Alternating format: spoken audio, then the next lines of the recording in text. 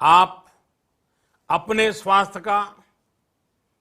अपने परिवार, अपने करीबियों का जरूर ध्यान रखिए। बहुत बहुत धन्यवाद।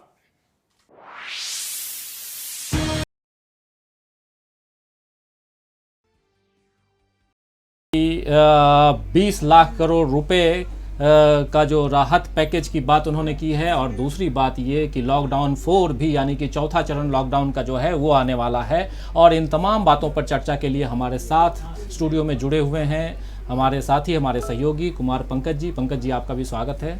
और बहुत जल्द जुड़ेंगे अमलेंदु उपाध्याय जी भी, तो हम तीनों इस पे चर्चा करेंगे। लेकिन उससे पहले आपको बता दूं कि मुख्य मुख्य बातें क्या रहीं। तो उसमें सबसे पहली बात जो है वो प्रधानमंत्री का ये लगभग कहें तो 32-33 मिनट का भाषण था। और देश के नाम इन्होंने ये 5वां संबोधन किया है इस दौरान जब लॉकडाउन चल रहा है। इस पीरियड में ये 5वां संबोधन, और इस 5वें संबोधन में उन्होंने खास जो बातें कही हैं उसमें से सबसे महत्वपूर्ण बात यह है कि राहत पैकेज को लेकर के जो अभी तक बातें चल रही थी कि नरेंद्र मोदी राहत पैकेज की घोषणा क्यों नहीं कर रहे हैं। आपको याद होगा कि वित्त मंत्री निर्मला सीतारमण ने पहले चरण के लॉकडाउन के बाद 26 मार्च की बात मैं कह रहा हूँ, 25 मार्च से जो लॉकडाउन शुरू हुआ था, 27 मार्च को उन्होंने पहले राहत पैकेज की घोषणा की थी पंकज जी। और उस समय उन्होंने 1,70,000 करोड़ रुपए के राहत पैकेज की घोषणा की थी, जिसमें ग्रामीण अंचल को उन्होंने थोड़ा बहुत उस पर ध्यान दिया था। और साथ में जो स्वास्थ्यकर्मी हैं उनके लिए भी राहत पैकेज में कुछ चीज़ें थी, जिसमें खासकर ये था कि जो स्वास्थ्यकर्मी हैं उनको कैसे उनके हेल्थ को लेकर के अगर किसी प्रकार की कोई तकलीफ़ आती है तो कैसे इंश्योर्ड किया जाए उनको, उसको लेकर के था। और 50 लाख रुपए का इंश्योरेंस की घोषणा हुई थी, आपको याद होगा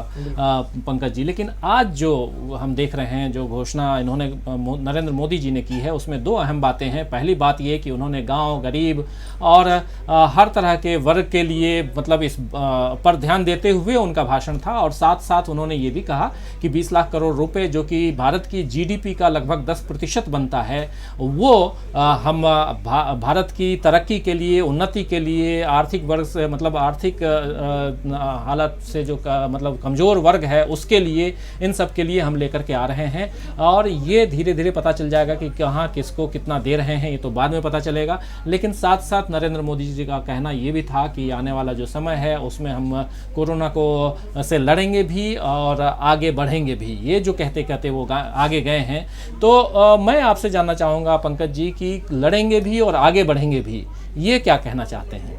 बिल्कुल, देखिए, जो प्रधानमंत्री के मैं पिछले जो उन्होंने देश के नाम संबोधन दिया जिसमें लॉकडाउन 1 से लेकर के लॉकडाउन 2 की घोषणा की, लॉकडाउन 3 में वो नहीं आया, सीधे सीधे गृह मंत्रालय ने एक नोटिफिकेशन जारी कर दिया। इसके अलावा जो उन्होंने देशवासियों को बीच बीच में जो संदेश दिया, चाहे वो गाँव के पंचायतों को सरपंचों को संबोधित कर रहे थे या तमाम ऐसे लोगों से उन्होंने वीडियो कॉन्फ्रेंसिंग के जरिए जो चर्चाएं की, और उसमें गांव की बात, गरीब की बात और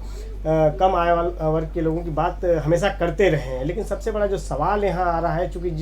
इससे पहले जो 1,70,000 करोड़ का जो आर्थिक पैकेज का उन्होंने ऐलान किया था वो कहाँ तक पहुँचा, किन लोगों तक पहुँचा, ये सबसे बड़ी बात ये उभर करके आ रही है। लेकिन जिस तरीके से आज की 20 लाख करोड़ रुपए का पैकेज, यानी 20 लाख करोड़ रुपए का पैकेज, जैसा कि आपने बताया कि जीडीपी के 10% होता है, तो अगर इस तरह के पैकेज का सही उपयोग हो, सही लोगों तक पहुँचे, किनको किस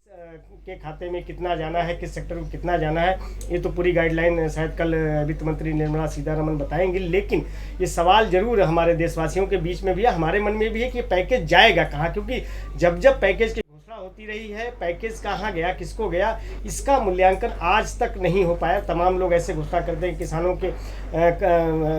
खाते की बात हो या जनधन की बात हो, भी था कि 5-5 रुपये जो राज्य दे रहे हैं जनधन खाते के तहत, तमाम जगह से ऐसी खबरें आई कि उनके खाते में पैसे नहीं पहुँच रहे। तो किनके पास पैसा जा रहा है, किन लोगों के पास पैसा जा रहा है, ये एक बड़ा सवाल जरूर आने वाले समय में उत्पन्न होगा कि ये पैसा आखिर जाएगा कहाँ, किसको जाएगा, सही तरीके से इसका डिस्ट्रीब्यूशन। प्रधानमंत्री बार बार अपनी बात में गरीब की बात कर रहे हैं, गांव की मजदूरों की बात कर रहे हैं, और ये भी साथ साथ कह रहे हैं कि हम सही तरीके से उसका उपयोग करेंगे, सही तरीके से लोगों तक पहुंचाएंगे। लेकिन जब तक ये डिस्ट्रीब्यूशन नीति सही नहीं है, किस सेक्टर को कितना पैसा देना और किस तरीके से देना, सबसे बड़ा इसमें एक जो आर्थिक पैकेज की घोषणा जरूर होती है, लेकिन इसको कितना देना है, किस तरीके से देना, कैसे उनके बीच में पहुंचेगा पैसा, कैसे उनका काम चलेगा, कैसे उनको आजीविका के साधन से वो जोड़ सकेंगे। बार बार स्वावलंबन की बात कर रहे हैं, बार बार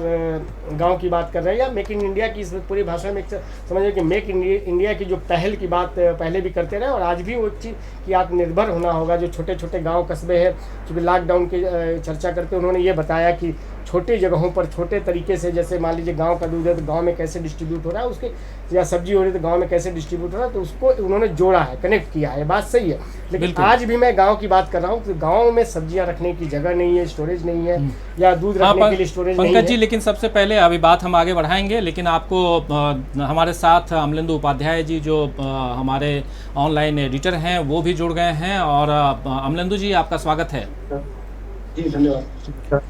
तो अमलेंदु जी, अभी हम बात कर रहे हैं प्रधानमंत्री जी ने जो अभी भाषण दिया, और भाषण में उनकी खासकर दो या तीन बातें निकल के आई हैं, जिसमें पहली बात जो है ये कहा जा रहा था कि आखिर क्या चौथा चरण आएगा लॉकडाउन का, पूर्णबंदी, तालाबंदी या लॉकडाउन जो हम कह रहे हैं उसका क्या चौथा चरण आएगा। तो ये साफ नज़र आ रहा है, जो प्रधानमंत्री कह के गए हैं कि चौथा चरण आ रहा है, और वो कैसा होगा उसकी सूचना हम 18 तारीख से, यानी कि 17 तक जो ये तीसरा चरण है उसके बाद, उससे पहले हम आपको दे देंगे। तो ये साफ नज़र आ रहा है कि चौथा चरण आ रहा है, लेकिन उसके साथ साथ वो ये भी कह रहे हैं कि जो चौथा चरण होगा वो कहीं ना कहीं इस ढंग से होगा कि इसमें हम मतलब एक अलग रंग में होगा, उनका कहना था। तो ये अलग रंग में क्या होगा, कैसा होगा, ये अजम्पशन हम अभी उस पर बात करेंगे कि क्या हो सकता है। एक तो ये बात, दूसरी बात ये कि उन्होंने 20 लाख करोड़ रुपए के आर्थिक राहत पैकेज की बात की है, जो कि अपने आप में एक बहुत बड़ी रकम कहलाएगी, क्योंकि आप हमारे देश की जो GDP है वो 200 लाख करोड़ की है, उसमें से 10% निकाल करके आप अभी पूरा का पूरा जो है इस देश के आर्थिक उन्नति के लिए, देश के गरीबों के लिए, देश के मतलब तमाम तरह के लोगों के लिए, अभी उन्होंने कहा, उसमें खादी का जिक्र भी किया, हैंडलूम का जिक्र भी किया, तमाम बातें प्रधानमंत्री नरेंद्र मोदी ने की। तो इन सारी चीज़ों को आप किस रूप में देखते हैं? पहली बात ये कि ये जो GDP का 10% जो राहत पैकेज के रूप में देने जा रहे हैं, उस पर आपकी क्या प्रतिक्रिया है? और दूसरी बात ये अमलेंदु जी की जो आने वाला जो 18 तारीख है, उससे जो हम चौथे चरण का जो लॉकडाउन देखने जा रहे हैं वो कैसा होगा, क्योंकि प्रधानमंत्री ने कहा है कि बिल्कुल ही दूसरे रंग का होगा। देखिए राजीव जी, असल में हम लोग जो इससे पहले चर्चा करते रहे हैं लगातार, तो हम लोग ये पहले ही आशंकाएं जताते रहे हैं कि चौथा चरण का लॉकडाउन निश्चित तौर पे आएगा। और बिल्कुल शुरुआती दौर में जब हम लोग अपना न्यूज़ पॉइंट कार्यक्रम कर रहे थे, उस समय भी हम लोगों ने ये बात कही थी कि असल में प्रधानमंत्री जो पूंजीपति मित्र हैं, उनका प्रधानमंत्री के ऊपर बहुत ज़्यादा दबाव है कि लॉकडाउन खोला जाए, कि जो है उनके जो है वो उस पर काफ़ी ज़्यादा प्रभाव पड़ रहा है। तो ये आज प्रधानमंत्री का जो पूरा भाषण है उसका लबोलबाब ये है कि प्रधानमंत्री अपने मित्रों के प्रति बहुत ज़्यादा चिंतित दिखाई दिए, और जो उन्होंने घोषणा की जिस तरीके से, वो साफ जाहिर करती है कि जो 20 लाख करोड़ का पैकेज किया है, अभी हालांकि उन्होंने ये नहीं कहा है कि किसको क्या होगा, वो जिम्मेदारी उन्होंने प्रधान वित्त मंत्री निर्मला सीतारमण जी के ऊपर डाल दी है। लेकिन आपको याद, जो पूंजीपतियों का संगठन है एसोचैम, उसने पिछले दिनों मांग की थी कि 15 लाख करोड़ रुपए के जो है प्रोत्साहन पैकेज की आवश्यकता है इंडस्ट्रीज को फिर से खड़ा करने के लिए। तो मुझे लगता है कि जो 20 लाख करोड़ की घोषणा है उस इंडस्ट्री के लिए जो है, ये घोषणा जो है 20 लाख करोड़ की, ये उनके लिए की जाएगी। काम दिया जाएगा कि ये जो है MSME के लिए दिया और छोटे के लिए उसके लिए दिया। और अभी कुमार पंकज जी बहुत अच्छी बात है कि आपने पिछले पैकेज की भी घोषणा की थी, उनको वो गया कहाँ पैसा, वो किसके पास पहुंचा? खबरें ये आ रही थी कि ये बूढ़ी महिला जो थी वो अपना 500 रुपया लेने के लिए 50 किलोमीटर पैदल चल करके पहुंची। ये खबरें थी। ये आपने गरीबों के लिए दिया, और उस पर आप कह रहे हैं कि कौन सोच सकता था कि ये पैसा जो है पहुंचेगा। मुझे लगता है कि इस देश को जो है अमित शाह जी का बहुत ऋणी होना चाहिए, जिन्होंने देश को ये बताया था कि प्रधानमंत्री जी जो है वो जुमले बहुत अच्छे जो है वो दे देते हैं। तो मुझे नहीं लगता कि ये क्या है। जब कल घोषणा जब करेंगी निर्मला सीतारमण के पैकेज में किसको क्या मिला है, असल में सही आकलन प्रधानमंत्री के आज के भाषण का तब होगा कि वित्त मंत्री क्या घोषणा करती है। लेकिन जो एक चीज स्पष्ट है, आज भी प्रधानमंत्री ने हालांकि जो था वो संवेदना व्यक्त की, सब कुछ किया, लेकिन बधाई जो थी आगे में चलते चलते बधाई दे गए। किस बात की बधाई? इस बात की कि हमारे यहाँ 70,000 लोग जो है कोरोना से संक्रमित हो गए, 2000 के आसपास मृत्यु की दर पहुंच गई, इस बात की बधाई। आखिर इस लगभग 50 दिन के लॉकडाउन का नतीजा क्या है? भाई जब आपने लॉकडाउन लागू किया था तब जो थे 370 या 371 केसेस थे, और लॉकडाउन लागू करने की वजह क्या बताई गई थी कि सिर्फ 4 घंटे का लेकर के कि कोरोना को रोकना है। उसके बाद जब प्रधानमंत्री ने अपने भारतीय जनता पार्टी के वाराणसी के लोगों से बातचीत की, वहां के लोगों से, तो कहा 18 दिन में हमको इसको जीतना है, युद्ध हुआ 18 दिन में युद्ध हुआ। आज भी प्रधानमंत्री भारतीय संस्कृति की बात करते हैं, आप भारतीय संस्कृति की बात कर रहे हैं, लोकल की बात कर रहे हैं, और आपकी सरकार जो आप पिछले 6 सालों का जो आपको बता रहे हैं कि उसकी वजह से जो है अर्थव्यवस्था को बचा लिया, उन 6 सालों में आपने जो है खुदरा क्षेत्र में आप 100% एफडीआई लिया है, आप रक्षा क्षेत्र में 100% एफडीआई लिया है, तो कहाँ ये स्वदेशी है, कहाँ ये मेक इन इंडिया है। आपका स्वदेशी जागरण मंच जो अटल जी के समय में अटल जी को रोज परेशान किया करता था, वो मुंह में तहरीर जमा के बैठ गया स्वदेशी जागरण मंच, पता नहीं चला कहाँ गया। वो स्वदेशी जागरण मंच जो था वो आरबीआई में डायरेक्टर बन के बैठ गया, और आरबीआई जो है सरकार उसके रिजर्व फंड में से रोज पैसा निकाल लेती है। तो ये जो 20 लाख करोड़ रुपया देने की बात की जा रही है, पहले तो ये मालूम पड़ा कि 20 लाख करोड़ रुपया ये आ कहां से रहा है। प्रधानमंत्री ने पीएम केयर फंड्स को खोला, आप अभी तक प्रधानमंत्री ने नहीं बताया कि उसमें कितना पैसा आया, और इस पैकेज में जो जाएगा पैसा उस पीएम केयर फंड में से कितना पैसा इस पैकेज में शामिल होगा। तो मुझे लगता है कि पारदर्शिता जो है, जो होनी चाहिए, जिसकी अपेक्षा जो है मोदी जी जैसे ईमानदार व्यक्ति से देश को है जी, वो पारदर्शिता जो है वो मुझे लगता है शाह उनकी भाषण से वो स्लिप हो गई। बिल्कुल बिल्कुल, वो बिल्कुल सही कह रहे हैं, लेकिन कुछ हमारे जो दर्शक हैं वो भी कुछ कमेंट्स कर रहे हैं, उनके भी कुछ विचार हैं, वो भी मैं बीच बीच में लेता चलूं। ए राही हैं, उनका कहना है कि मोदी जी ने जो किया, जो कहा वो किया, पूरे देश को 70 साल पीछे ले गए, हवाई चप्पल वाले मजदूरों के पैर में छाले आ गए, हवाई जहाज पे नहीं गाड़ी पे ही से ही घर पहुंचा दो, अब तो झांसे में नहीं लो, कुछ करके दिखाओ, जय हिंद। तो ऐसे कई कमेंट्स हैं अलग अलग दर्शकों के। अभी अमलिंदु जी और पंकज जी दोनों के लिए मैं कह रहा हूं, लेकिन उसके साथ साथ ये भी बताऊं कि जो स्थितियां अभी निर्मित हुई हैं 3 फेज का, जो पंकज जी हम लोगों ने देखा कि लॉकडाउन, और ये लगभग 50-55 दिनों का जो लॉकडाउन का पीरियड है, और इसमें कहा गया था, और बिल्कुल जो अभी अमलिंदु जी बता रहे थे कि जिस समय लॉकडाउन की शुरुआत हुई थी उस समय लगभग 300 केस थे, 400 केस थे, और अभी जो है 70,000 से ज़्यादा केसेस हैं। तो ऐसी स्थिति में आप अब धीरे धीरे एक तरफ फैक्ट्रीज को खोलने जा रहे हैं, बाजार खोलने जा रहे हैं, रेलगाड़ियां चला रहे हैं, लेकिन जिस समय आपने शुरुआत की, जिस समय अगर उस समय आपने अगर थोड़ा सा आगे का कुछ देखा रहता, तो इतने जो ये कमेंट में ए राही का इसलिए ले रहा था क्योंकि इसमें एक बात जो है वो निहित है कि आखिर क्या कारण है कि इस देश में जो अफरा तफरी का माहौल पैदा हो गया, इस देश में जिस प्रकार गरीबों को, मजदूरों को, कामगारों को 100 kilometre, 200 kilometre, 500 kilometre, 1000 kilometre, 1500 kilometre इतना पैदल चलना पड़ा, और कई अभी तक रास्ते में ही हैं। एक तरफ आप श्रमिक ट्रेन चलाने की घोषणा करते हैं, वो भी दूसरे चरण की समाप्ति पर आप मतलब 40 दिन के बाद उसकी घोषणा करते हैं। तो ये एक जो कहते हैं कि आपने बिना प्लानिंग का पूरा काम कर लिया, बिना प्लानिंग के आपने इस कोरोना जैसी महामारी से लड़ने की बात कह डाली। आप 40 दिन पहले, 50 दिन पहले आपने जिस उत्साह के साथ में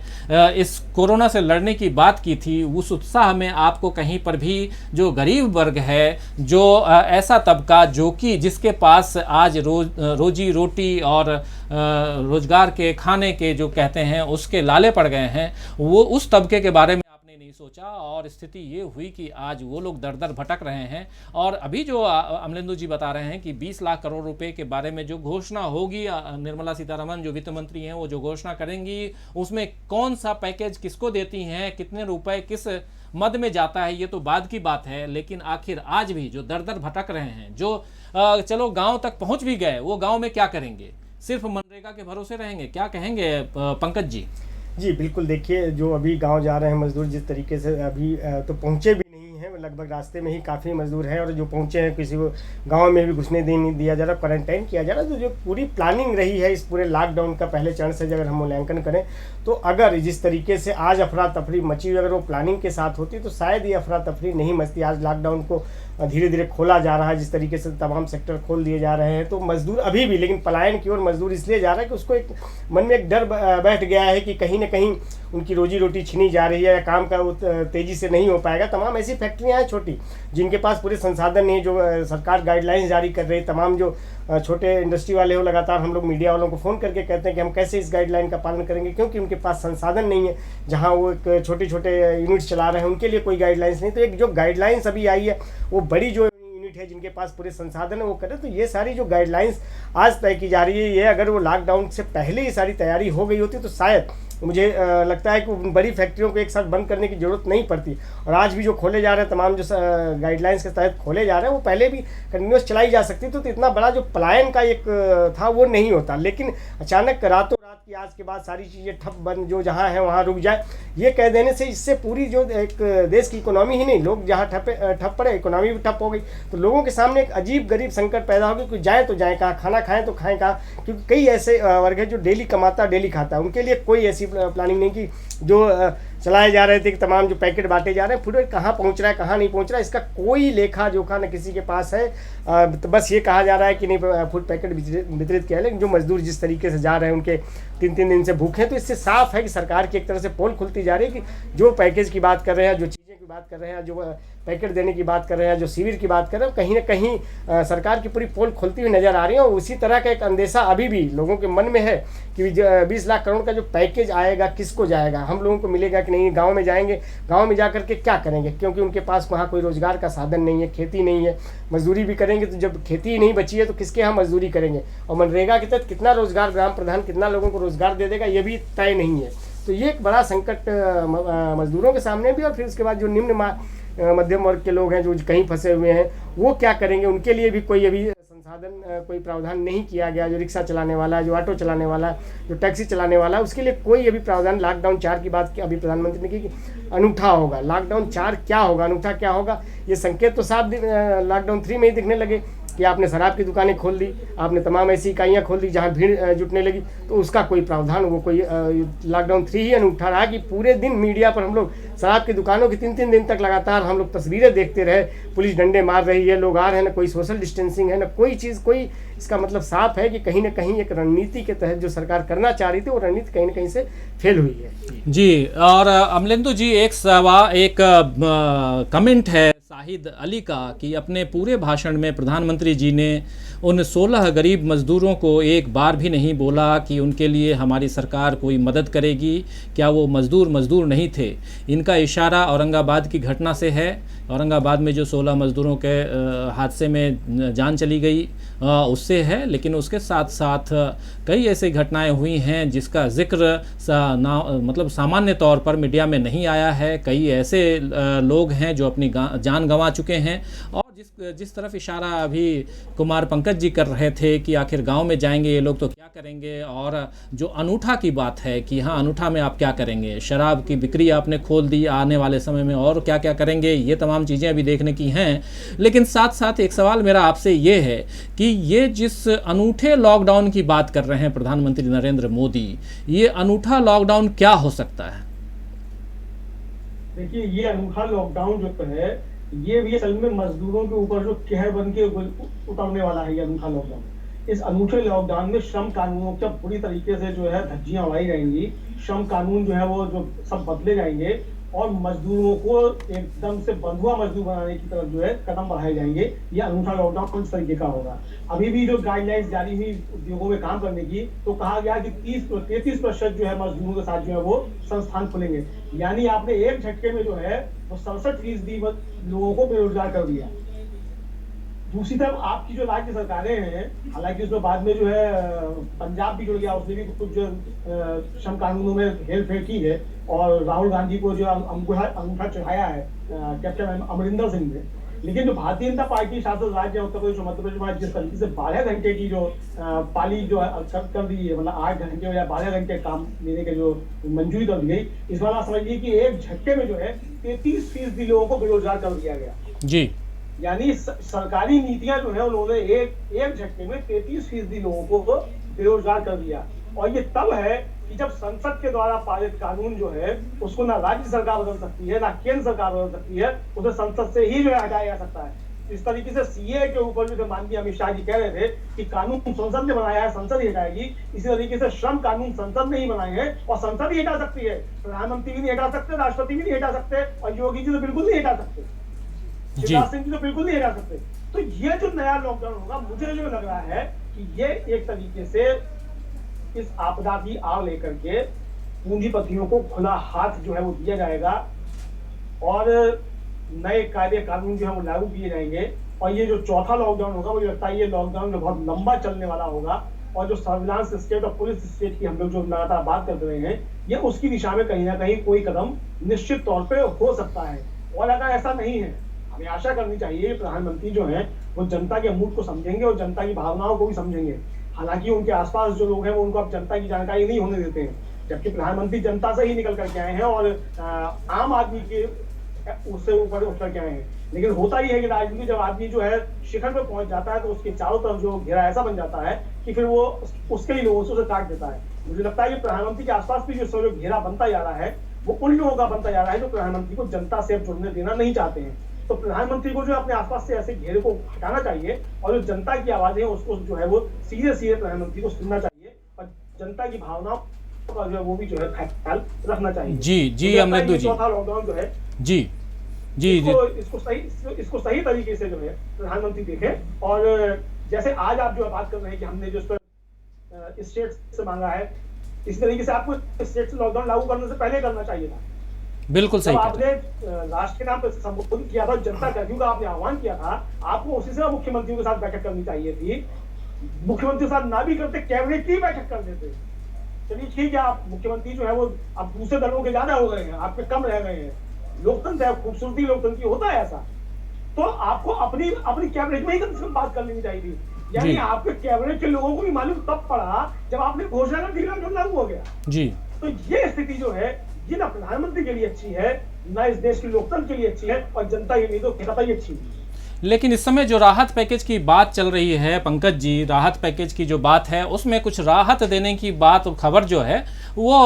बीच बीच में आती रही कि अलग अलग जो प्रदेश हैं वो अलग अलग ढंग से राहत पैकेज दे रहे हैं। राहत पैकेज से मतलब राहत मुहैया करा रहे हैं, कहीं रुपए के रूप में, कहीं राशन के रूप में, ये तमाम बातें आती रही हैं, हम लोग जानते रहे हैं। लेकिन खबरें ऐसी भी आती रही हैं और अभी कमेंट बॉक्स में मैं देख रहा हूँ साहिद अली फिर से लिखते हैं कि हमारी उत्तर प्रदेश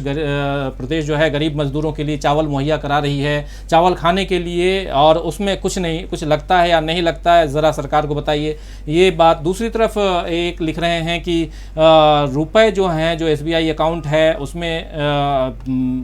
ये सरवन कुमार हैं, ये लिख रहे हैं कि हम लोग जैसे मजदूरों को SBI में अकाउंट है उसमें पैसा नहीं आता है, महिलाओं को में आते हैं हम लोग। तो अलग अलग सवाल है, मतलब रुपए आपके अकाउंट में नहीं आ रहे हैं या आपको जो राशन देने की बात हो रही है वो नहीं मिल रहे हैं।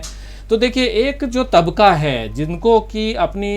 फैक्ट्री चलानी है, अपना बिजनेस चलाना है, और उनके लिए राहत पैकेज, और एक तबका जिनको अपने मतलब जीवन यापन अपना करना है, ज़िंदगी की गाड़ी आगे बढ़ानी है, वो तबका है। तो सबसे पहले अभी जो प्रधानमंत्री जैसे बात करके गए हैं उसमें आपको क्या लगता है पंकज जी कि वो किस तबके की ओर इशारा करके गए हैं? ये जो 20 लाख करोड़ रुपए के राहत की बात करके गए हैं कि ये आने वाले समय में हम देश की जनता के लिए, यहाँ के आर्थिक स्थिति को सुधारने के लिए हम करने जा रहे हैं। चलिए, ये तमाम चीज़ें आती हैं और इससे फ़ायदा होता है कि रोज़गार का सृजन होता है, रोज़गार मुहैया कराएंगे आप, लोगों को पैसा मिलेगा, उससे जीवन यापन होगा, वो तमाम बातें समझ सकते हैं हम। लेकिन साथ साथ मैं ये भी जानना चाहता हूँ कि आखिर ये जो राहत राशि है या राहत का दूसरा की सामग्री है वो लोगों तक तो पहुँचे, क्योंकि बिहार से भी ऐसी खबरें आ रही हैं, उत्तर प्रदेश से खबरें आ रही हैं, दूसरे राज्यों से खबरें आ रही हैं कि जो राहत सामग्री है या राहत के नाम पे जो पैसा है वो ना अकाउंट में पहुंच पा रहा है, ना उनके घरों तक पहुंच पा रही है सामग्री। क्या कहेंगे पंकज जी? जी बिल्कुल, देखिए मैं इसमें एक बात स्पष्ट करना चाहूँगा कि जिस तरह से पहला चरण का जो लॉकडाउन हुआ उसमें राज्य सरकारों ने बड़ी तत्परता दिखाई, तमाम तरह से जो गरीब मजदूर रहे उनके लिए कुछ न कुछ खाने की सामग्री या रहने के लिए व्यवस्था कराई। लेकिन धीरे धीरे जो पहले लॉकडाउन के बाद जब दूसरा लॉकडाउन का चरण शुरू हुआ तो देखा कि वो जो गति है वो मध्यम पड़ती जा रही है। यानी मतलब राज्य सरकारें भी असमर्थता जता रही और साथ उन्होंने इशारा भी किया, सरकार से केंद्र से पैसा भी मांगा कि हमारे पास आर्थिक संकट हो रहा है, हमें पैसा दिया जाए। यानी कहीं न कहीं ये साफ दिखाई पड़ रहा है कि राज्य सरकारों ने जो गति पहले लॉकडाउन के दौरान दी थी, जो जिस तरीके से राशन और चीज़ें मुहैया कराई जा रही थी, तमाम स्कूलों में, गाँव में सरपंचों के जरिए माध्यम से चीज़ें की जा रही थी, किसानों के पैसे दिए जा रहे थे, जनधन की बात हो रही थी कि 500 रुपये अकाउंट में दिए जाएंगे। हालांकि बहुत सारे किसानों को भी पैसे नहीं मिले और बहुत जनधन अकाउंट में भी पैसे नहीं। लेकिन ये जब ये लंबा चलता चला गया तो और उसके बाद राज्य सरकारों ने भी धीरे धीरे हाथ खींचने पीछे शुरू कर दिए, क्योंकि उनके पास भी आर्थिक संसाधन नहीं रहे। यहाँ तक कि कई राज्यों ने शराब की दुकानें खोलने के लिए इसलिए सिर्फ किया कि भाई उनको पैसा कहाँ से आएगा, डीजल और पेट्रोल की कीमतें बढ़ी, शराब की दुकानों खोली गई, शराब की कीमतें बढ़ाई गई, इसलिए बढ़ाई गई कि उनके पास भी पैसा, यानी खजाना उनका खाली हो रहा है। बार बार केंद्र की ओर से इशारा करते रहे कि हमें जीएसटी का पैसा वापस किया जाए, हमें आर्थिक पैकेज दिया जाए। यानी साफ है कि सरकारों की भी इस लॉकडाउन में कमर टूट गई है और उसका कोई जो है प्रावधान न केंद्र की ओर से किया गया, न राज्य सरकारों ने भी जिस तरीके से मांगा वो भी खुल करके नहीं मांग पा रहे, क्योंकि ज़्यादातर भाजपा शासित राज्य हैं तो वो खुल करके अपनी बात नहीं कह पा रहे। हाँ जरूर गैर भाजपा शासित जो राज्य हैं वो जरूर अपनी बात मुखर होकर के ले रहे हैं, लेकिन भाजपा शासित राज्य एकदम खुल करके नहीं बोल रहे हैं, बल्कि वो सिर्फ दावे कर रहे हैं कि हमने अपने राज्य में ये चीज़ें की, इस तरह से लॉकडाउन किया, जो रेड जोन था उनको ऑरेंज जोन और ऑरेंज जोन को ग्रीन जोन बनाने में क्या क्या अपनी मतलब उपलब्धियां गिनाने में लगे हैं। लेकिन सच्चाई इसके इतर कुछ और है कि अंदर जब झांक करके देखेंगे तो वो पैसा सच में अभी जो संकट है कि जिस तरीके से घोषणाएं हुई और जो आज जो 20 लाख करोड़ की घोषणा की गई है वो किस तरीके से, वो राज्य सरकार, कहीं ऐसा तो नहीं कि ये पैसा राज्य सरकारों को दिया जाए, राज्य सरकारों के जरिए डिस्ट्रीब्यूट, क्या है इसका तरीका, क्या होगा, इसको लेकर के जब कल वित्त मंत्री निर्मला सीतारमण खुलासा करेंगे तभी जाकर के स्थिति क्लियर होगी कि इस पैसे का डिस्ट्रीब्यूशन किस सेक्टर को होता है, कि वो गरीबों के लिए जाता है या इंडस्ट्री को जाता है। जैसा कि अभी अमरेंद्र जी कह रहे थे 15 लाख करोड़ रुपए जो है स्वयं को चाहिए, तो यानी साफ है कि एक इंडस्ट्री वालों का, एक बड़ी इंडस्ट्री वालों का दबाव है कि उनको बड़े पैकेज की जरूरत है। अगर उनकी बात अगर मान ली जाए तो फिर बाकी लोगों के लिए बचा 5 लाख करोड़ रुपए, तो 1,17,000 करोड़ रुपए पैकेज, पहले ही पैकेज का ऐलान हो चुका है, उसका पता नहीं चल पाया कि वो कहाँ पहुँचा, किसके मद में गया, किन लोगों गया। तो उसका तो इसी तरह से कहीं ऐसा तो नहीं है कि सिर्फ ये जो घोषणा है वो कहीं ना कहीं भ्रमित करने वाली हो। जी बहुत सारे सवाल भी आ रहे हैं, बहुत सारे लोग अपना जो कमेंट है वो भी लिख रहे हैं। सादिक पटेल हैं, वो लिख रहे हैं कि जो राशन का ऐलान करा वो तो ये करोड़पति लोग ही खा जाएंगे, गरीब मजदूरों को तो वहीं जो 1 महीने में जो मिल रहा था वही मिलेगा। और फिर मोहम्मद अंसारी ऐसे ही लिखते हैं, फिर मोहम्मद गौसे हैं उनका है, फिर सुलेमान शाह हैं, वो लिखते हैं कि जनभावना को लेकर पैकेज नहीं है, पूंजीपतियों को बड़ा करने वाली घोषणा है और मध्य वर्ग को मूर्ख बना रही है मोदी सरकार। ऐसे शाहिद अली हैं, वो लिख रहे हैं कि हमारे प्रधानमंत्री जी अपने इतने लंबे भाषण में अपनी तारीफ़ करते हुए पूरे देश को संबोधित कर रहे थे, लेकिन टेस्टिंग कहाँ कितनी हो रही है प्रधानमंत्री जी को भी पता नहीं। ये एक शाहिद अली ने जो सवाल उठाया है, अमलेंदु जी खासकर मैं ये बात करना भी चाह रहा था कि ठीक है पैकेज की हम बात कर रहे हैं, लॉकडाउन खत्म होगा नहीं होगा उसकी बात कर रहे हैं, खत्म लॉकडाउन को लेकर के जो सवाल हैं वो साफ साफ अब सामने आ गया है कि लॉकडाउन 4 यानी कि लॉकडाउन का चौथा चरण आ रहा है, ये तो तय है। लेकिन जो अहम सवाल है कि ये लॉकडाउन आखिर किसके लिए, लॉकडाउन इस बीमारी, इस महामारी यानी कोरोना जैसे बीमारी से बचने के लिए, और इसका हम लोग ऑलरेडी 55 दिन 17 तारीख को बिता चुके होंगे। उसके बाद आगे कितने दिन और बिताना है, जैसा कि अभी आप बता भी रहे थे शुरुआती अपने वक्तव्य में कि आने वाला एक लंबा समय जो है लॉकडाउन का चलेगा। अगर ये लंबा समय चलेगा तो इस बीमारी से बचाव के लिए, जैसा कि शाहिद अली ने बोला है कि आखिर इस बीमारी से बचाव के लिए टेस्टिंग किट, इस बीमारी से बचाव के लिए जो दूसरे उपाय हैं, वैक्सीन है, बाकी तमाम चीज़ें हैं, उसको लेकर के, अपनी स्वास्थ्य सुविधाएं कैसी हैं उसको लेकर के, इस पे मोदी जी कुछ नहीं कहे। ये आखिर आप तमाम बातें कहते गए, लेकिन बीमारी को लेकर के कि उस पर हम आगे क्या करने जा रहे हैं। अगर आप बीमार हो रहे हैं तो उससे आपको घबराने की ज़रूरत नहीं है, और हम आपके लिए हैं और हम क्या कर रहे हैं ये बताने की ज़रूरत थी, जो वो नहीं बताए। क्या कहेंगे आप? देखिए, एक तो प्रधानमंत्री ने अपने भाषण में जो कहा, जो मतलब इस पूरी बीमारी को लेकर के जो उनका एक छोटा सा जो वक्तव्य था वो यही था कि जिस समय बीमारी शुरू हुई उस समय भारत में एक भी पीपी किट नहीं बनती थी और आज 2 लाख पीपी किट जो है रोज बन रही है। ये प्रधानमंत्री ने कहा, देश को बताया। लेकिन प्रधानमंत्री ने देश को ये नहीं बताया कि भारत के अंदर जितने स्वास्थ्य कर्मी संक्रमित हुए हैं उतने इटली और यूएसए में भी नहीं हुए हैं। ये प्रधानमंत्री ने देश को नहीं बताया। और क्यों संक्रमित हुए? क्योंकि उनको पीपी किट नहीं मिली, आज भी नहीं मिल रही है। ये प्रधानमंत्री ने देश को नहीं बताया, जो कि बताना चाहिए था। और क्या आपके पास स्थिति है आगे किस तरीके से जांच होगी, किस तरीके से जांच हुई है, अब तक देश में कुल कितनी जांच हुई? अगर जो मीडिया में रिपोर्ट्स आ रही है उसके हिसाब से 10 लाख जांच अभी नहीं हुई है,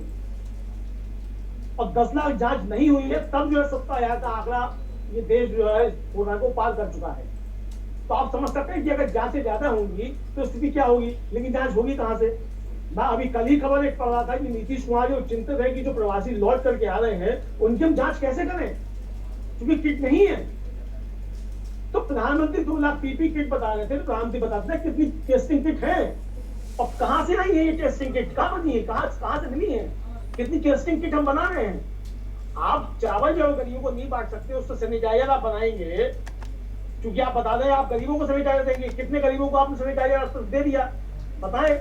नहीं है कोई इसका हिसाब किताब। और देखिए जिस तरीके से जो रघुराम राजन और अभिजीत बनर्जी की जो बातचीत थी राहुल गांधी के साथ में, तो रघुराम राजन ने कहा था कि आप जो है 6 महीने के लिए भी अगर गरीबों के ऊपर खर्च करते हैं तो सिर्फ 55,000 करोड़ रुपए जो है वो खर्च होगा उनको राशन देने के लिए। मैं ये बात कहना चाहता हूं कि रघुराम राजन का जो दलील थी वो एकदम सही थी। इस समय लॉकडाउन को लंबा चलाने की आवश्यकता है, क्योंकि बीमारी तेजी से बढ़ रही है, और स्वयं एम्स के डायरेक्टर का पिछले दिनों बयान था कि जून और जुलाई में संख्या जो काफी बढ़ेगी, और आप ऐसे में अगर लॉकडाउन में शिथिलता देंगे तो बीमारी और तेजी से बढ़ेगी। तो प्रधानमंत्री को इस चीज को समझना चाहिए। आवश्यकता इस समय यह थी कि जिन मजदूरों को, प्रवासी मजदूरों को आप जो वापस पहुंच रहे हैं या जो गरीब तबका है, आप उसके राशन का इंतजाम करते, मुफ्त राशन का, और सिर्फ उनका ही नहीं। अब तो देखिए जो हम जैसे लोग जो मध्यम वर्ग के लोग थे वो भी उस श्रेणी में पहुंचने वाले हैं कि हमको भी कभी लाइन में लगने की आवश्यकता पड़ सकती है, और ये स्थिति हमारी नहीं है। मतलब बहुत बड़े मध्यम वर्ग की ये स्थिति जो है इस लॉकडाउन के बाद होने वाली है, और इस मध्यम वर्ग के सामने सबसे बड़ी समस्या ये है कि वो लाइन में खड़े होने को जो है अपनी बेइज्जती नहीं समझता है, तो लाइन में खड़ा भी नहीं हो सकता और भूखा भी नहीं हो सकता, उस समय 2 ही समस्या है। तो ये जो दिक्कतें हैं मुझे लगता है प्रधानमंत्री को इन पर ध्यान देने की आवश्यकता थी। और जो हमारे मित्र ने जो कमेंट किया जिन्होंने बिल्कुल सही किया कि प्रधानमंत्री ने जांच की क्या स्थिति है इसमें कुछ नहीं बताया, और ये जबकि बताना चाहिए था कि जांच किस तरीके से होगी, किस तरीके से आप इस पर बीमारी पर रोक लगाएंगे, क्योंकि आपने जब लॉकडाउन की घोषणा की थी तो आपने कहा था कि बीमारी से लड़ने के लिए, और प्रधानमंत्री उस समय बहुत ईमानदारी बात की। देखिए हम प्रधानमंत्री कुछ भी आलोचना करें, लेकिन प्रधानमंत्री ने उस समय एक बड़ी मार की बात कही थी कि दुनिया में किसी के पास इसका इलाज नहीं है, और जो सक्षम देश है वो अभी उससे नहीं लड़ पा रहे। तो जब प्रधानमंत्री इस बात को समझते हैं तो मुझे लगता है आज भी समझते होंगे कि अभी इस बीमारी का इलाज नहीं निकला है। तो जब इस बीमारी का इलाज अभी नहीं आया है तो आप एकदम से कैसे इस लॉकडाउन को जो है इसमें शिथिलता देने की बात कर सकते हैं, और अगर शिथिलता देने की बात करते हैं तो फिर टेस्टिंग की बात जो है होनी चाहिए, क्योंकि अगर देखिए ट्रिपल टी का जो फॉर्मूला है, ट्रेस, टेस्ट और ट्रीटमेंट, तो ना तो हमारे यहाँ ट्रेसिंग हो रही है, ना हमारे यहाँ टेस्टिंग हो रही है, ट्रीटमेंट हो रहा है।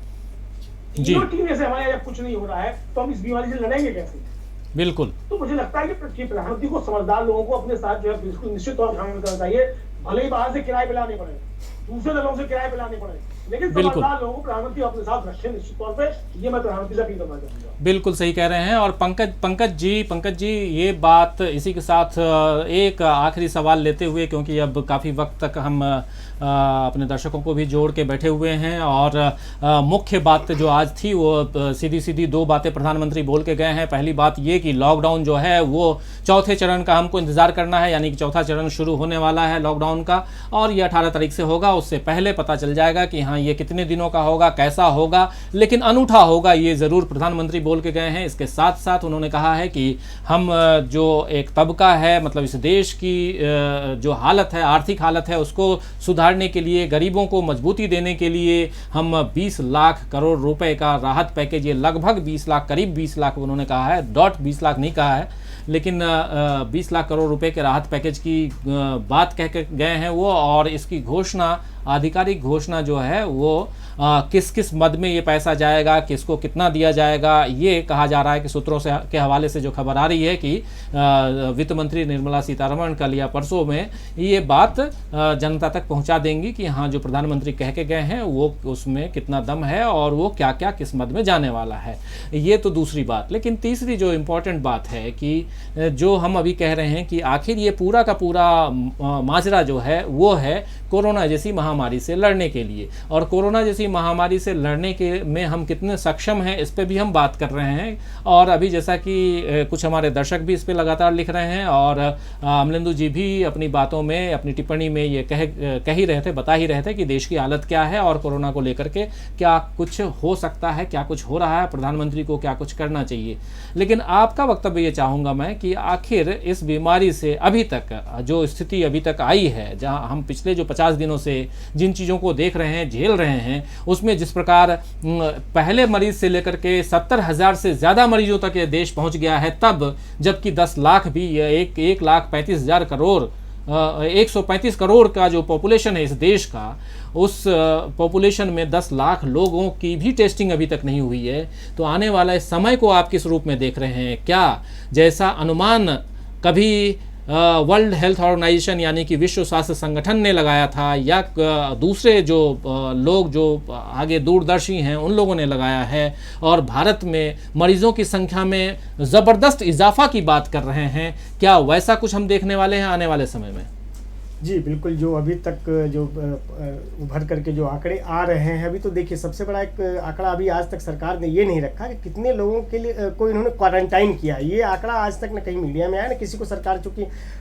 सरकार जो आंकड़े यही बता रही है कि सिर्फ इतने लोग कोरोना पॉजिटिव, इतने डेथ हुई, इतने ठीक होकर के चले गए, लेकिन कितने लोग क्वारंटाइन हैं तमाम। चूँकि हम लोग देख रहे हैं कि लॉकडाउन से पहले से ही, मतलब जब लॉकडाउन की शुरुआत हुई उससे पहले से ही क्वारंटाइन सेंटर की, चूँकि जब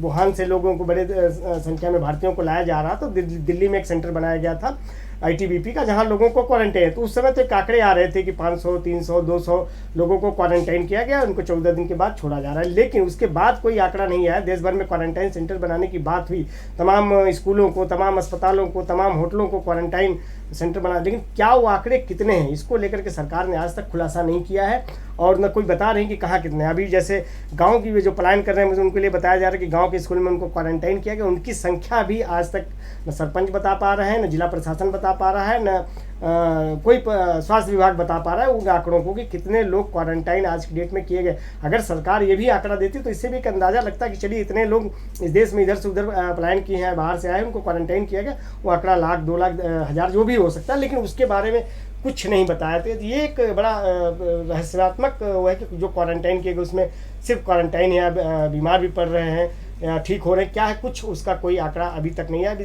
2-3 दिन पहले ही दिल्ली सरकार को लेकर के, दिल्ली में जो मौतें हुई हैं उसको लेकर के बड़े सवाल खड़े हुए थे कि जो आंकड़े हैं वो गलत दिखाए जा रहे हैं। इसको लेकर के बड़ा हंगामा मचा था कि जो शमशान भूमि है या जो सौदागृह है वहाँ पर जो संख्या है और दिल्ली सरकार के जो आंकड़े, तो इस तरह के हमको लगता है कि कई जगहों पर इस तरह की चीज़ें हो सकती हैं, क्योंकि जो आंकड़े हैं उसको लेकर के थोड़ा सा लोगों के मन में भी संशय है। लेकिन ये है ज़रूर है कि जिस तरीके से लॉकडाउन के पालन कराया जाना चाहिए, जो प्रधानमंत्री बार बार पहली बार जैसे उन्होंने जो अपील किया, लोगों ने मानी, उनकी बात को माना जो जहाँ, लेकिन जब उनको दिक्कतें हुई तो पलायन करना, देखिए आप जिस दिन से उन्होंने कहा कि आज रात के 12 बजे सारी चीज़ें, लोगों ने माना, लेकिन पलायन तब शुरू हुआ जब कहीं ना कहीं अफवाहें फैली या कहीं ना कहीं उनको दिक्कत होने लगी, उनकी रोजी रोटी का संकट आ गया, उनको खाने की चीज़ें नहीं मिलती, तो तब वो पलायन शुरू हुआ। अगर वो चीज़ें तैयार रही होती उतने दिन के लिए, पूरी तैयारियां उन्होंने अगर कर रखी होंगी तो राज्य सरकारों के साथ भी मिल करके या जो भी उनकी संबंधित एजेंसियां उनके साथ मिल करके अगर तैयारी होती तो शायद इस चीज़ को एक बड़े संकट से बचा जा सकता था। जी बिल्कुल, बड़े संकट से बचा जा सकता था, लेकिन तैयारियां पहले होती तब ये सब कुछ होता, जैसा कि पंकज जी बता रहे हैं।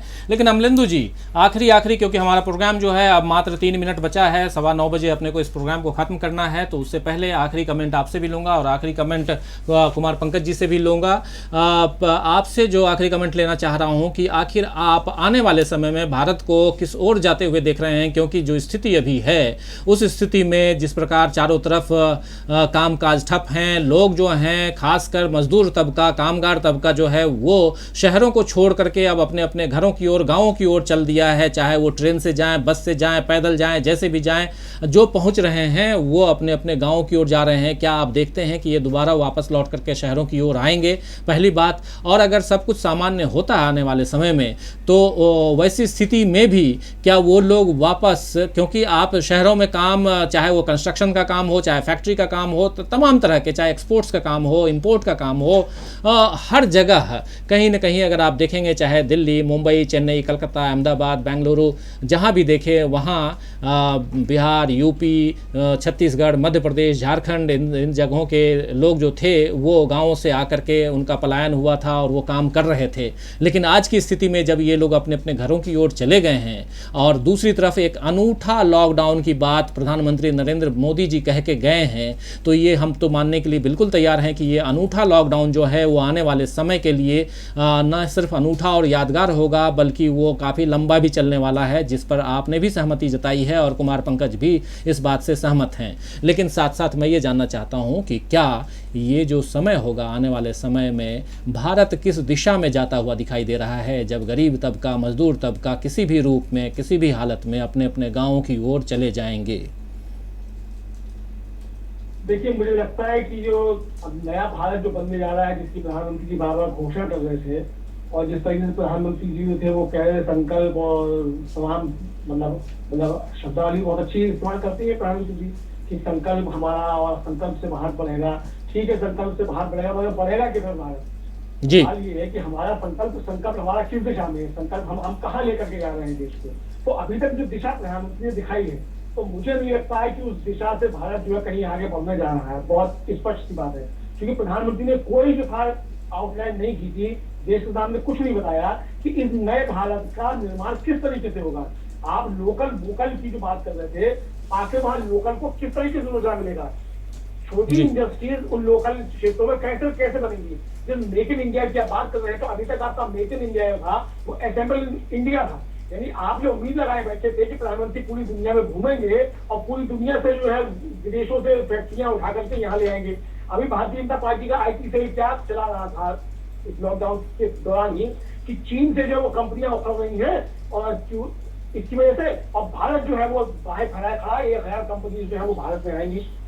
तो भाई साहब, एक तो पहले इस IT सेल को समझने की आवश्यकता है कि चीन से जो 1000 कंपनियां उखड़ रही हैं, अगर वो उखड़ भी रही है तो आप क्या नहीं आ रही है पहली चीज तो, और अगर आपके आ रही है तो इसलिए आ रही है कि आपके यहाँ जो है श्रम जो है चीन से भी ज्यादा सस्ता मिलेगा, और जो श्रम कानून तोड़े जा रहे हैं, जो क्रश किए जा रहे हैं, वो उनके लिए किए जा रहे हैं। तो आप जो है इसे उपनिवेश जो है विदेशी कंपनियों का बनाने की तो पड़ रहे हैं। तो मेक इन इंडिया तो किसी भी तरीके से नहीं हुआ। मेक इन इंडिया तब होता है जब हमारे किसान के खेत से उपजा हुआ अन्न जो है, हमारे किसान के खेत से निकली हुई सब्जी जो है, वो जाकर के बने और उससे उत्पाद तैयार हो। हमारे देश का जो उद्योगपति जो है या छोटा हमारा कारोबारी जो है, हैंडलूम वाला जो है, जिसकी प्रधानमंत्री चर्चा भी कर रहे थे, वो जो है इस देश की अर्थव्यवस्था में योगदान दे, और हमारे यहाँ जो एक छोटा जो लघु उद्योग जो है, कुटीर उद्योग है, जिसको इस सरकार की नीति ने तबाह कर दिया बिल्कुल एक तरीके से। यानी आपने खुदरा क्षेत्र में 100% FDI ला करके आपने कमर तोड़ी है, वो इस देश के खुदरा क्षेत्र की और लघु उद्योगों की, कुटीर उद्योगों की आपने कमर तोड़ी। ये पिछले 6 सालों में किसी सरकार ने किया, माननीय प्रधानमंत्री मोदी जी की सरकार ने। तो आपके अगर वही नीतियां जारी रहेंगी तो आप जो है मेक इन इंडिया को असेंबल इन इंडिया तो बना सकते हैं, मेक इन इंडिया किसी भी हाल में आप नहीं बना सकते। मेक इन इंडिया अगर बनाना है तो जो लोग गाँव को लौट रहे हैं, जिस तरीके से राजीव गांधी ने जिस समय प्रधानमंत्री बने थे और उसके बाद उन्होंने जो रोजगार योजना लेकर के आए थे, उस रोजगार योजना का ठीक है, बहुत से लोगों ने लोन लिए और हजम कर रहे हैं, वो एक अलग का विषय, वो लोगों की अपनी ईमानदारी पर निर्भर करता है। लेकिन उस स्वरोजगार योजना से काफी राहत जो थी वो लोगों को मिली थी, और एक नई तरीके की जो थी संस्कृति ग्रामीण क्षेत्र वो देखने को मिली थी। बिल्कुल उसी तरीके से जो है मुझे लगता है प्रधानमंत्री को जो है जो छोटा तबका है, जो अब गांव की तरफ लौट रहे हैं, छोटा किसान है, छोटा व्यापारी है, उसको जो है सुदृढ़ करने की है, सीधे उसको फायदा पहुंचाने की है। आप भले ही उसको लोन की शक्ल में दीजिए, बिना ब्याज का लोन दीजिए, लेकिन आपको मजबूत जो है उस छोटे व्यापारी और छोटे किसान को ही जो है, और छोटे उद्यमी उसको ही करना पड़ेगा। रोजगार वही उत्पन्न करता है, और अगर बड़ा पूंजीपति रोजगार उत्पन्न करता है, अगर प्रधानमंत्री की ये सोच है, जैसे कि हमारे देश के अंदर तमाम बड़े अर्थशास्त्री की सोच हो गई है कि बड़ा पूंजीपति जो है वो रोजगार उत्पन्न करता है, अगर ये सोच है तो मुझे ये तो मैं ये जानना चाहूंगा कि अगर बड़ा उद्योगपति जो है रोजगार उत्पन्न करता है, तो फिर 15 लाख करोड़ जो पैकेज की मांग है वो क्यों कर रहा है?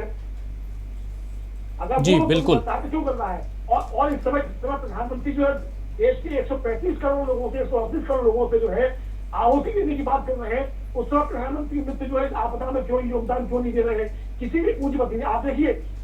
मुकेश अंबानी की कंपनी में बाहर की 2 कंपनियों ने निवेश किया, पेटीएम में भी जो माइक्रोसॉफ्ट निवेश करने जा रहा है, लेकिन लॉकडाउन में सारी अर्थव्यवस्था तबाह हो रही है, हमारे बड़े पूंजीपतियों को कोई असर नहीं पड़ रहा है। तो मुझे लगता है कि जो प्रधानमंत्री को जो है छोटी तरफ देखने की आवश्यकता बिल्कुल है, और मुझे लगता है कि हम ध्यान देंगे। बिल्कुल सही कह रहे हैं, लेकिन दो तीन हमारे जो कमेंट हैं वो लेते हुए फिर मैं एक आखिरी कमेंट जो है वो मैं पंकज जी से लूँगा और इस प्रोग्राम को ख़त्म करूँगा। सरवीन कुमार जी हैं, ये लिखते हैं कि लोकल मज़दूर हैं, स्पेशल अमीर हैं कि किस लिए स्पेशल ट्रेन चालू हुआ कि अमीर जाएंगे, लोकल पैदल चलकर जाएंगे। ये जो ट्रेन की बात है उसको लेकर के सरवीन कुमार लिख रहे हैं और मोहम्मद हैदर हैं, वो भी लिख रहे हैं कि लोग बाहर रहकर खाना तक नहीं खा पा रहे हैं, घर आकर तो कम से कम अपने परिवार के साथ सुख में रहेंगे। इसी तरह शाहिद अली ने पूछा है कि आप राजीव जी आप लाइव कब आते हैं, अपना टाइम बताकर जाइएगा। तो भाई अभी कोई फिक्स नहीं रहता है मेरे लाइव आने का शाहिद भाई, लेकिन ये कहूँगा कि जब भी लाइव आने की बात होगी तो उससे पहले सूचना हम दे देते हैं और ये सूचना आप तक हम कोशिश करेंगे कि और पहले पहुँच जाए। तो ऐसे कई लोग जो हैं वो वीर सिंह ठाकुर लिख रहे हैं कि गरीब का कौन होता है भाई, गरीब का तो भगवान ही होता है। तो साफ दिखाई दे रहा है अमलेंदु जी और कुमार पंकज जी की जो सरकार की नीतियां हैं उन नीतियों के आधार पे गरीबों और अमीरों के बीच, जिस प्रकार अभी अमलेंदु जी भी बोल रहे हैं, लब्बो लुबाब मैं बता रहा हूं कि एक जो खाई है गरीबों और अमीरों के बीच की खाई वो बढ़ती गई है। और इस कोरोना काल में खासकर जो लॉकडाउन का पीरियड है इसमें वो खाई और भी बढ़ती हुई दिखाई दे रही है। और जो भी राहत की बात हो या किसी भी प्रकार की सुख सुविधाओं को मुहैया कराने की बात हो तो उसमें भी हम देख रहे हैं कि वो अमीरों को ध्यान में रख करके उसके हिसाब से प्लानिंग की जा रही है। और ये लोगों को, आम जनता को समझ में आए ना आए, लेकिन आज न कल बातें बाहर निकल के आती हैं और समझ में आएंगी। और काफ़ी हमारे जो दर्शक हैं काफ़ी समझदार हैं, उनको बातें समझ में आती हैं, इसलिए वो इन बातों को कहते हैं। लेकिन एक आखिरी कमेंट के साथ में पंकज जी, आज ये पूरा का पूरा जो मसला है और खासकर प्रधानमंत्री का आनन फानन में अचानक आना और 8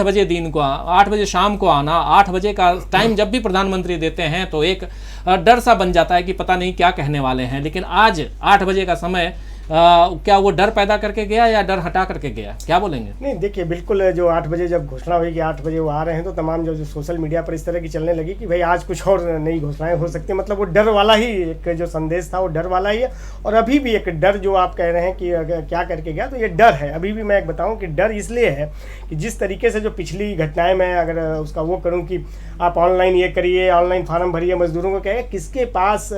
मोबाइल, हाईटेक मोबाइल है, को ऑनलाइन भरे, कितने मजदूरों को अंग्रेजी आती है, कौन उनकी मदद करेगा, कैसे वो अपना फॉर्म भरेंगे, कैसे वो IRCTC से टिकट कराएंगे, कहाँ से उनके पास पैसा आएगा, ये एक डर है। ये पैकेज अभी भी अगर हम किसी से कहें कि आपके लिए पैकेज का ऐलान हुआ तो वही कहेगा कि हमें नहीं मिलेगा। तो इस तरह का जो एक डर है वो डर अभी भी बना रहेगा जब तक कि पूरा पैकेज का सही तरीके से इस्तेमाल ना हो, सही तरीके से लोगों तक न पहुंचे। अब इसका क्या रास्ता प्रधानमंत्री ने अपने मातहत को लोगों को दिया है कि कैसे इसको इम्प्लीमेंट कराना है, उसका एक पूरा रोड मैप नहीं बना गया, तब तक ये डर रहेगा। आज भी अगर मजदूर से पूछे कि भाई आपके लिए पैकेज का ऐलान होगा तो यही कहेगा कि साहब हमें नहीं मिलेगा, उसका तत्काल जवाब यही रहेगा कि हमें नहीं मिलेगा, यानी उसके मन में अभी भी डर बना हुआ रहेगा। तो वो चीज़ है कि उसका एक रास्ता बनाना पड़ेगा। प्रधानमंत्री अपने संदेश जरूर साफ दे रहे हैं कि भाई गांव स्तर से जुड़िए, गांव की बात करिए, खेती किसानी की बात करिए, स्थानीय स्तर पर जुड़ करके रोजगार करिए, स्वदेशी की भावना को उन्होंने अपने बार बार संकेत में। लेकिन सवाल वही है जो मैंने पहले ये शुरुआत में उठाया था कि भाई गांव का खेत जो सब्जी उगा रहा है उसके लिए अगर एक प्लेटफॉर्म नहीं मिलेगा, दूध बेचने वाले को दूध का प्लेटफॉर्म नहीं मिलेगा तो कहाँ ले जाएगा, क्या करेगा। आज भी जिस तरह से लॉकडाउन में सब्जियों फलों की जिस तरीके से बर्बादी हुई है, मतलब खेत किसानों ने ऐसे ही कर दिया कि उनको कहीं बाजार नहीं मिल रहा। तो ये सोचने की ज़रूरत है कि इसके लिए क्या एक रास्ता हो, क्योंकि लगातार पिछले जो अनुभव रहे रहे हैं कि तमाम बातें होती रहीं, तमाम बजट में प्रावधान किए गए कि कोल्ड स्टोरेज बनाए जा रहे हैं, गांव स्तर पर बहुत सारी चीज़ें, लेकिन वो इम्प्लीमेंट होता नहीं दिख रहा। तो ये एक संशय जरूर लोगों के मन में रहेगा कि आगे क्या होगा। तो ये एक यहाँ प्रश्नवाचक शब्द मैं लगा के छोड़ रहा हूँ कि सवाल जरूर लोगों में बिल्कुल ये सवाल हमारे